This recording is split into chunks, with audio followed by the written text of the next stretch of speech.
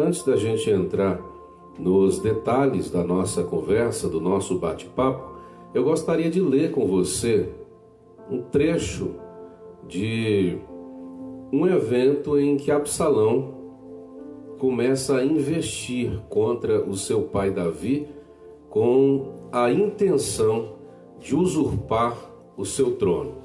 O texto está no segundo livro de Samuel, capítulo 15, de 1 a 6. Segundo Samuel, capítulo 15, do 1º ao 6º versículo.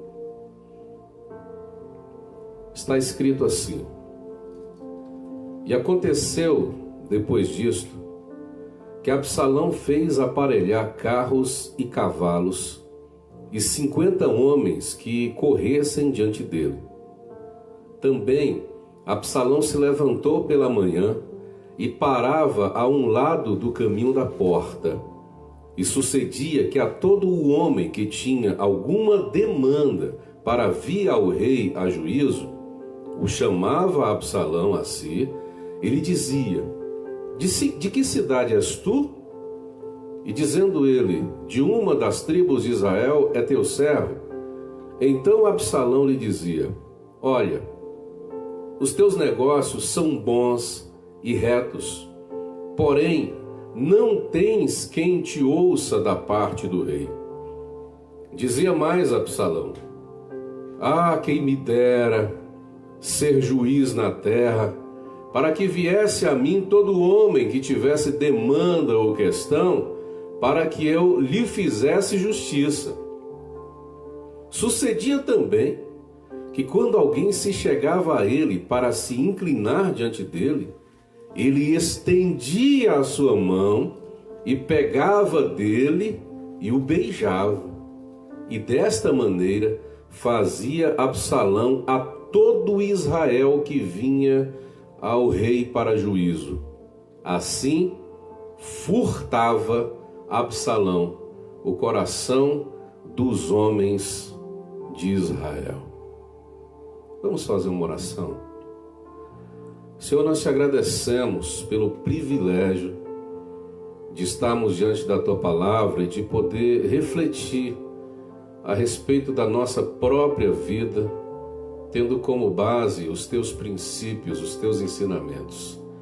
Pedimos que fale ao nosso coração e que toda e qualquer palavra dita, referida esta noite, nos incomode, nos atinja de alguma forma, para que o nosso comportamento seja mudado, seja moldado à tua forma, para que teu nome seja glorificado em nossas vidas. É o nosso pedido, é a nossa oração, em nome de Jesus. Amém. O tema que nós propomos, volto a dizer, está relacionado a esse comportamento, a forma como se relacionam Davi e Absalão. E a gente pode buscar um paralelo de questões psicológicas que posteriormente foram estudadas por Freud em uma teoria chamada de complexo de Édipo. Para que a gente compreenda o que isso significa e como todas estas relações podem ter alguma coisa com a nossa vida, é claro que a gente precisa começar do começo. Então, o que seria o complexo de Édipo? O complexo de Édipo é a relação entre pai e filha e mãe e filho. Então, pai e mãe tendo um determinado tipo de relacionamento quase que padrão na existência humana com o sexo oposto ou com o próprio sexo igual, paritário. Ou seja, existe também uma questão que está relacionada entre a forma como o filho de 3 a 6 anos de idade que está em sua formação psicológica e comportamental, se relaciona com o seu pai e com a sua mãe. E como a menina também, nesse mesmo período de idade, se relaciona com a sua mãe e com o seu pai. Mas para poder entender por que Freud, por exemplo, vai dizer que existe um complexo que é chamado de Édipo, a gente vai voltar um pouco mais atrás e resumir o que seria a história de Édipo Rei, que é um texto literário da mitologia grega, escrita por deixa eu ver o nome do cara. Sófocles, é um nome complicado, né? Sófocles, que foi o escritor de diversas peças teatrais, e essa se tornou a mais famosa de todas. E nessa história, o Édipo Rei nasce sendo filho do rei de Tebas, que é chamado de Laio, e de Jocasta, que é a rainha de Tebas. Quando Laio vai consultar os Delfos, eles informam a ele que esse menino que havia nascido, o Édipo, ele teria um destino amaldiçoado. E nesse destino amaldiçoado, ele mataria o próprio pai, que é o rei Laio, e teria um caso amoroso com a própria mãe, que seria a rainha Jocasta. Temendo o seu destino ligado ao seu próprio filho Édipo, o rei Laio decide encerrar com a vida desse garoto. Então ele chama um pastor, ele chama um camponês e dá ordem a esse camponês para transpassar os pés de Édipo, furar e pendurá-lo numa árvore e abandoná-lo lá para que os animais ferozes pudessem matá-lo. Esse rapaz, esse camponês, esse pastor, tendo pena de Édipo, resolve cuidar dele e não deixá-lo para ser cuidado pelas árvores, apesar de o pé do garoto já estar machucado e de quase ele ter ido à realização daquilo que o seu pai desejava, ou seja, a sua morte. Só que esse camponês, esse pastor, ele não vai ter condições financeiras para cuidar do garoto, além dos riscos que ele vai correr tendo esse garoto escondido em sua casa. Então ele o coloca para adoção e ele é adotado por um rei, por um outro rei, o rei de Corinto, de uma outra grande cidade grega. Quando o Édipo cresce, ele descobre que tinha sido adotado e não apenas descobre que tinha sido adotado, mas uma outra versão vai dizer que ele vai procurar também algum oráculo, e o oráculo vai falar a respeito do seu destino amaldiçoado. E o oráculo diz: olha, o seu destino é matar o seu pai e casar-se com a sua própria mãe. Então, para poder não permitir que essa tragédia grega, literalmente falando, ocorra em sua vida, que ele não mate o seu pai, que o havia adotado, nem a sua mãe, ele foge de Corinto e vai procurar um outro lugar onde ele possa habitar para não realizar esta profecia de maldição sobre a sua vida. No meio do caminho onde ele está indo, sem saber, ele está voltando para a casa dele, para a sua origem, que é a cidade de Tebas, ele encontra uma caravana. O caminho é curto e não dá para passar os que vêm de lá, os que vêm daqui. E Édipo, no meio de uma confusão, ele fica profundamente irado, ele mata os homens que vieram contra ele, que queriam tirá-lo a toda força da estrada, e mata aquele que vinha numa carruagem bonita. Sem querer, e já adiantando a história, ele está matando o seu próprio pai, o Laio, que é rei de Tebas. Ele não sabe, ele não conhece, mas ele cumpre a primeira parte da profecia.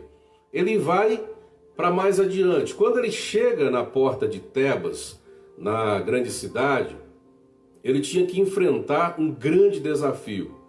O desafio que amedrontava e aterrorizava não apenas os moradores de Tebas, mas muitas pessoas que passavam por ali.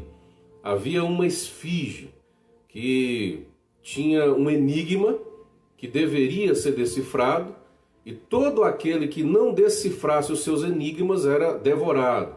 Então talvez você já tenha ouvido aí a famosa frase, que até em canções já foram colocadas, decifra-me ou devoro-te.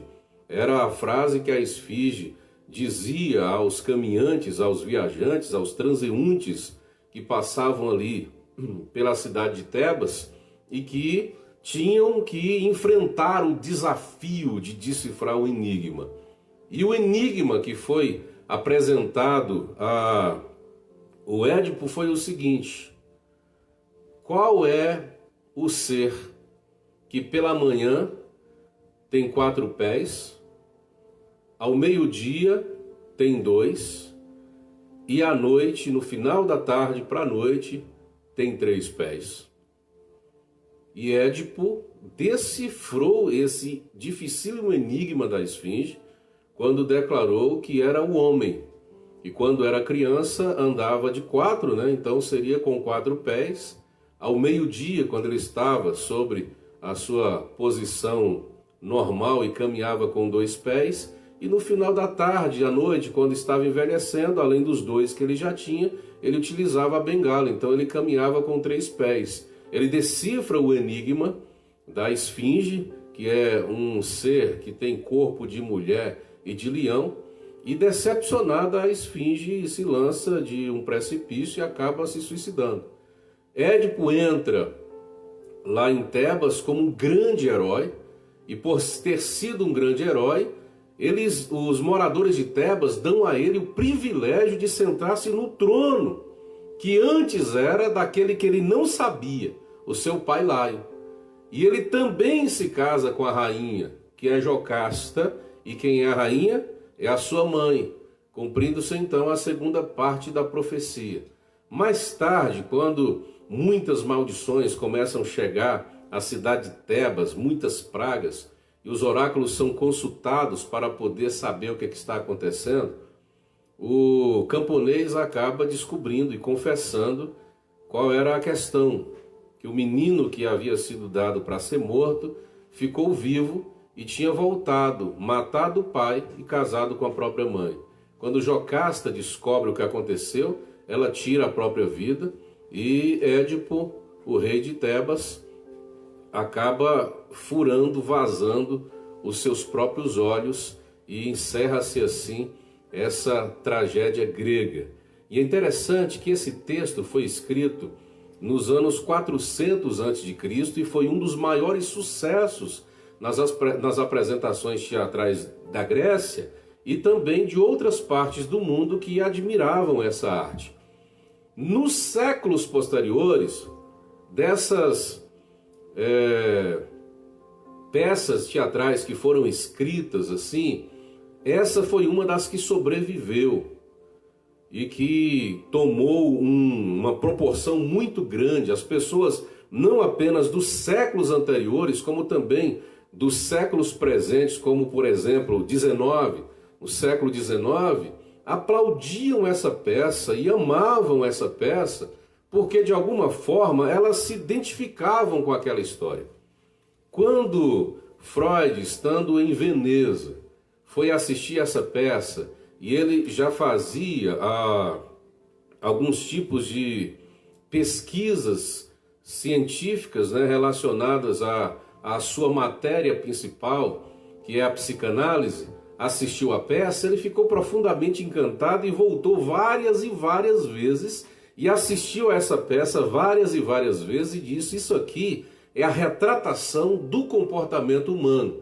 E ele cria, a partir de então, essa tese do complexo de Édipo, em que ele vai falar que, principalmente no início da descoberta, tanto da criança quanto da criança homem, quanto da criança menina, eles vão olhar para o sexo oposto e vão amar esse sexo oposto. Então a menina ama o pai e o menino vai amar a mãe.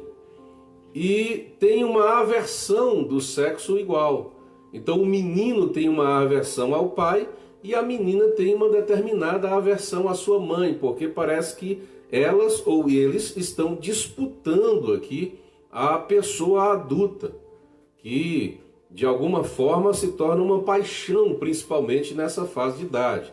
E claro que você, por experiência própria, que já teve criança nessa faixa etária de idade, vai perceber como a menina tem um apego muito maior à mãe e o menino tem, a menina tem um apego muito maior ao pai e o menino tem um apego muito maior à sua mãe. Só que quando eles crescem, eles acabam sentindo um certo remorso por esse tipo de disputa que houve nessa relação inicial. Todas essas coisas, segundo a psicanálise, vão acontecer de forma inconsciente. E na história de Édipo Rei, a gente vai encontrar aqui uma crescente nesse tipo de comportamento de um filho para com o pai, de uma filha para com a mãe, e também de um homem para a sua mãe e de uma mulher para o seu pai, né, quando vão crescendo e quando vão amadurecendo, eles vão observando, os cientistas, uma crescente nesse tipo de comportamento. Quando essas relações não são bem resolvidas, ainda na infância, ainda nessa faixa etária de idade, quando um menino não tem o pai como uma determinada referência, nem que no início da sua consciência ele seja um adversário, ou a filha não tem uma mãe como referência, nem que no início ele seja um adversário, a sua fase adolescente, jovem e adulta, normalmente é uma fase difícil, porque há situações não resolvidas na infância, partindo para a adolescência, que também estarão em situação de não solução quando a pessoa está em situação adulta. Então ela não sabe lidar bem com certas situações, certos comportamentos eles não são muito bem acertados, exatamente porque ou faltou esta referência masculina ou feminina dentro da casa, dentro de um lar, ou esse tipo de relação entre pai e filho não foi bem resolvido. Quando a gente fala sobre essas questões, a gente vai perceber muitas outras coisas que estão ligadas à história de Édipo e que também estão ligadas agora à história de Davi e o seu filho Absalão, que tem muito a ver com as nossas relações com os nossos próprios pais. Então a gente vai agora para a história de Davi e Absalão, e você sabe que Davi tinha vários filhos, e a gente já disse aqui em outras oportunidades a dificuldade dele, né, de, apesar de ser quem ele era, de se posicionar como pai. Então ele tem algumas dificuldades no seu relacionamento com os seus filhos. Uma menina chamada Tamar, que é filha de Davi, é estuprada pelo próprio filho, Aminon, e pelo próprio filho de Davi também, o irmão de Tamar. Nenhuma solução é tomada. Absalão vinga o que a sua irmã sofre e acaba matando o seu próprio irmão. E aí, mais tarde, começa uma relação de muito conflito entre Absalão e o seu pai Davi. E uma relação que tem também alguma coisa que a gente encontra aqui nos exemplos do complexo de Édipo, ou da história de Piano. A gente vai encontrar, por exemplo, aqui, uma questão que está ligada à volta às origens. Por exemplo, um movimento do inconsciente, que vai reproduzindo inconscientemente na vida da gente a nossa volta às nossas origens. Ou seja, muito do que eu sou hoje, muito do que eu construí hoje na minha vida, está intimamente ligado ao comportamento do meu pai e até da minha mãe. Então, muito do que eu sou, muito do que eu tenho, muito da minha constituição psicológica, emocional, tem a ver com o meu pai e tem a ver com a minha mãe. As coisas que eu gosto, as coisas que eu admiro, as coisas que eu percebo, tem a ver com estas relações anteriores, ou bem trabalhadas ou mal resolvidas. De alguma forma, o meu comportamento vai reverberar esta relação existente entre mim e o meu próprio pai ou a minha própria mãe.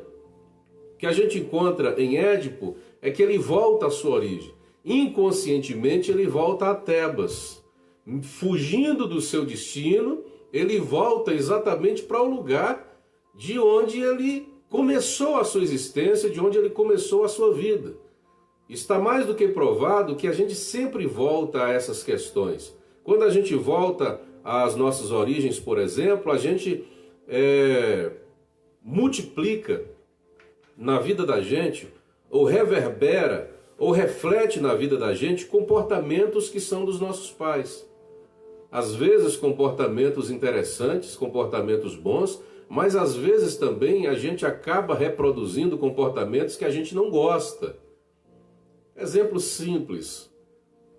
Você não gosta que seu pai, você é mulher ou homem, você não gosta que seu pai, sua mãe falava alto com você ou com seus irmãos. Mas de vez em quando você nem percebe e você fala muito alto, da mesma forma ou talvez até mais alto com seus próprios filhos. Uma coisa que você não gostava, mas que você reproduz no seu comportamento de forma inconsciente, porque a gente volta às origens. Então, há comportamentos que, como eu disse antes, inclusive, que são negativos, que a gente acaba reproduzindo inconscientemente. No caso de Absalão, ele possuiu as mulheres do seu próprio pai. Do mesmo jeito que o seu pai havia possuído mulheres ou mulher que não lhe pertencia, ele também possuiu as mulheres do seu pai. É como se ele estivesse na tentativa de punir o seu pai, reproduzir comportamentos que fossem exatamente iguais aos comportamentos do seu próprio pai. Para a gente que trabalha com pessoas há tantos anos, é tão fácil você perceber isso, né? Pessoas que criticam a mãe ou criticam o pai por causa de determinadas coisas, comportamentos que já foram do passado ou que são do presente, mas essas pessoas, sem perceber, acabam reproduzindo da mesma forma os mesmos comportamentos. É uma volta psicológica à sua origem. E que quando a gente sabe que esses comportamentos são influências negativas, a gente precisa perceber, tomar consciência para poder mudar esse comportamento. A reprodução, no caso de Édipo Rei, é tão evidente no texto do autor que o avô de Édipo se chamava Labdacus, significa o coxo. O pai dele, que se chamava Laio, significa o torto. E o nome dele, que é Édipo, significa pés inchados. Então você percebe que todos os três estão reproduzindo aqui, no seu caminhar, um claudicar, um mancar, um comportamento tortuoso, que um é um pouco diferente do outro, mas todos os três estão muito correlacionados. São comportamentos de andar, de ter os pés, ou de ter as pernas, ou de ter alguma parte do seu corpo que faz tortuoso o seu caminhar. E isso é uma apresentação metafórica extraordinária do que nós estamos falando aqui. Às vezes a gente herda de avó, certos comportamentos que alguns espiritualizantes vão chamar de maldição hereditária, mas que não tem nada de maldição hereditária, é apenas uma reprodução psicológica de comportamentos que vêm ou geneticamente, ou então de experiências, de vivência com essas pessoas com quem a gente se relaciona a vida inteira. Você consegue compreender isso? É por essa razão que quando o Evangelho nos chama para uma vida de mudança, de transformação, Jesus diz que a gente tem que renunciar ao eu. E o eu é exatamente isso, a constituição do nosso ser, que vem de heranças anteriores e que precisam ser barradas, anuladas, a partir da decisão de você caminhar de forma diferente, de você abandonar o claudicar dos seus avós, dos seus pais, né, que é o mancar, para poder caminhar carregando a cruz. Então é uma nova forma de caminhar. Se você quer ser um discípulo de Cristo, você deve largar o claudicar, o mancar das suas heranças familiares, psicológicas, emocionais, comportamentais e passar a caminhar segundo os princípios de Cristo, carregando sobre os seus ombros a sua cruz. Então você tem agora uma nova forma de caminhar. Isso não começa no estereótipo. Alguém diz, não, agora que eu sou um servo de Deus, eu tenho que mudar aqui o meu jeito de vestir. Às vezes você muda o seu jeito de vestir, você muda de cidade, mas por dentro você não mudou nada. Tudo começa no nosso interior, na nossa consciência de quem de fato nós somos, do tipo de caráter que nós temos, da nossa personalidade e que podem ser mudados e transformados a partir de uma nova consciência, de um novo modo de se comportar diante de Deus e diante da vida. O comportamento de Édipo em relação ao seu pai é o comportamento de matá-lo, de tirar a vida dele. Parece um meio exagerado os estudos psicanalíticos, né? A psicanálise vai dizer que o desejo que essa criança, o homem de 3 a 6 anos tem em relação ao seu pai, é um desejo de vingança mesmo, de morte, porque a disputa dele pela mãe é tão grande que ele tem um certo ódio pelo seu próprio pai. Claro, volto a dizer, isso é uma coisa que passa, é um momento, é uma fase na vida da criança e que depois ele vai sentir um certo remorso e vai querer compensar isso. Mas de início é confrontação. Você sabe que a relação de pai e filho, de mãe e filho, é uma relação bastante delicada. Uma relação que, se não for bem tratada, não for trabalhada, se as discussões, os problemas não forem bem resolvidos, meu irmão, isso é terrível para a vida adulta das pessoas, porque o seu comportamento, às vezes, rebelde, é só a intenção de chamar a atenção do pai e da mãe. É o matar psicológico dessa pessoa que poderia ter sido e deveria ter sido uma referência dela. E às vezes a pessoa se torna muito rebelde na vida porque teve algum tipo de relação mal resolvida com o seu pai ou com sua mãe. E certas atitudes e certos comportamentos são para chamar a atenção do pai e da mãe para si. Quando o pai e a mãe não conseguem perceber isso, às vezes não dão a atenção devida a essa formação psicológica, a essa formação comportamental que a criança está tendo em determinada fase da vida e deixa a criança quase que se autodestruir. É preciso ter cuidado com a criação, porque a questão de pai e filho, como disse antes, é uma questão muito séria. Então, o que nós temos aqui? Nós temos Absalão tentando usurpar o lugar de Davi, tomar o trono de Davi, ocupar um lugar que não é seu, que era de seu pai. Isso pode acontecer de dois modos, ou de forma negativa ou de forma positiva, mas sempre inconscientemente. No caso de Édipo, rei, ele ocupou o lugar que era do seu pai de forma inconsciente. Ele não sabia que o Laio era o pai dele. No caso de Davi e Absalão, claro que havia consciência por parte de Absalão de tomar o lugar do seu próprio pai. Mas na nossa vida prática, né, levando em consideração que nós não queremos conscientemente ocupar um lugar que não nos pertence, isso pode acontecer inconscientemente, como em um momento da vida aconteceu inconscientemente com Absalão, quando ele colocou o nome da filha Tamar, que era o nome de sua irmã, filha de Davi.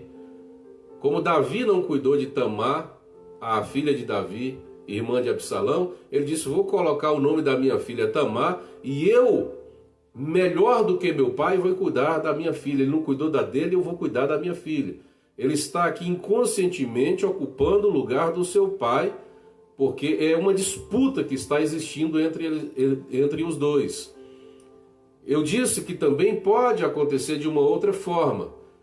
Algumas pessoas que, por conta de sua rebeldia no período adolescente, por exemplo, quando ele chega a uma determinada fase adulta, ele quer ocupar um lugar que seu pai ocupava só para compensar o sentimento de culpa que ele teve em relação ao seu pai ou à sua mãe durante determinado período. E às vezes, quando o pai ou a mãe falta, essa pessoa quer ocupar esse lugar que era da sua mãe ou do seu pai. Nem sempre a pessoa tem jeito para ocupar aquela posição. É para ser aquele pai de família, ou para ser aquele advogado, ou para ser aquele médico. Mas para compensar as contrariedades que essa própria pessoa produziu contra seu pai, ele vai ou ela vai querer fazer aquilo que seu pai fazia antes, às vezes só para compensar. Como eu já vi tantas pessoas, principalmente relacionadas às igrejas, por exemplo, filhos de pastores, que durante uma fase da vida foram tão rebeldes e depois decidem que vão também ocupar essa posição que seu pai ocupava antes, só para compensar, e às vezes nem tem o dom, às vezes nem é o que o seu coração deseja, mas ela quer ocupar aquele lugar, ou quer de alguma forma se manter em uma determinada instituição, por exemplo, que é para, de algum modo, compensar o que ele ou ela não fez anteriormente em favor de seu pai. Então, os nossos comportamentos psicológicos são muitas vezes inconscientes e tentam compensar essa relação mal resolvida entre pai e filho. Toda essa ignorância em relação à vida, em relação ao nosso comportamento, pode ser prejudicial se a gente não tomar consciência e também não resolver mudar de vida.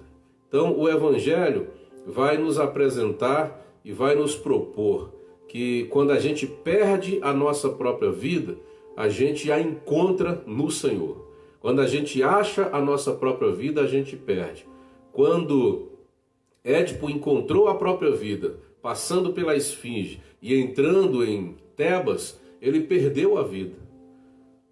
E Jesus nos oferece perder a nossa vida, perder aquilo que a gente é, para viver a vida conforme os seus princípios, e assim a gente encontra a vida na eternidade. Que essa palavra tenha abençoado de alguma forma a sua vida, que você consiga se perceber, se conhecer e melhorar naquilo que for possível para viver uma vida com Deus, tá certo? Que o Senhor te abençoe, te guarde, que o Senhor levante sobre você a sua mão, te proteja e te ajude, te cure, te liberte e faça tudo aquilo que a vontade de Deus se estabelecer sobre você, em nome de Jesus. Um grande abraço e até a próxima oportunidade, em nome de Jesus.